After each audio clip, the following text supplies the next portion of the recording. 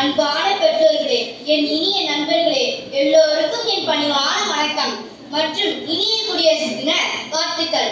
இன்று மன்னராட்சிக்கு முற்றுப்புள்ளி வைத்த தினம், ஆனந்தமான மக்களாட்சி மலர்ந்த தினம், அடிமை விலங்கை உடைத்த தினம், அண்ணல் அம்பேத்கர் சட்டம் வகுத்த தினம், நம் பாரதம் குடியரசாக மாறிய தினம்.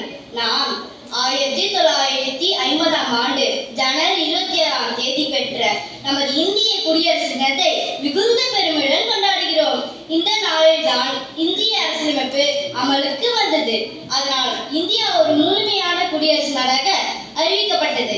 நமது நாடு 1947ஆம் ஆண்டு ஆகஸ்ட் 15ஆம் தேதி சுதந்திரம் பெற்றது.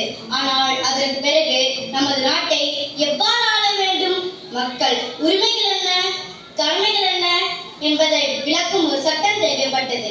அதற்காக உருவாக்கப்பட்டதே இந்திய அரசியலமைப்பு. இந்த அரசியலமைப்பு நமக்கு அடிப்படை உரிமைகளை வழங்குகிறது. அவை என்னவென்றால் சமத்துவ உரிமை, சுதந்திர உரிமை, மத சுதந்திர உரிமை, கல்வி பெறு உரிமை போன்றவை. அதே நேரத்தில் நமக்கு சில கடமைகளும் உள்ளன.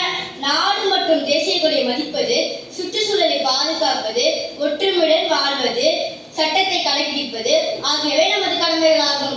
இன்று இந்த நல்ல நாளில் நமது நாட்டிற்காக தங்கள் உயிரை தியாகம் செய்த மகாத்மா காந்தி, சுதந்திரம் என்பது வெறும் வார்த்தை அல்ல, அது நமது சுவாசம் என்று கூறிய சுபாஷ் சந்திர போஸ், பகத்சிங் போன்ற இன்னும் பல சுதந்திர போராட்ட வீரர்களை நாம் இன்று மரியாதையுடன் நினைவு கூறுகிறோம். அவர்களின் தியாகத்தால் தான் நாம் இன்று சுதந்திரமாக கல்வி கற்று நிம்மதியாக வாழ்கிறோம். நாம் அனைவரும் நல்ல குடிமக்களாக வளர்ந்து நல்லொழுக்கம், நாட்டுப்பற்று, நேர்மை, கல்வியறிவு ஆகியவற்றுடன் வாழ வேண்டும்.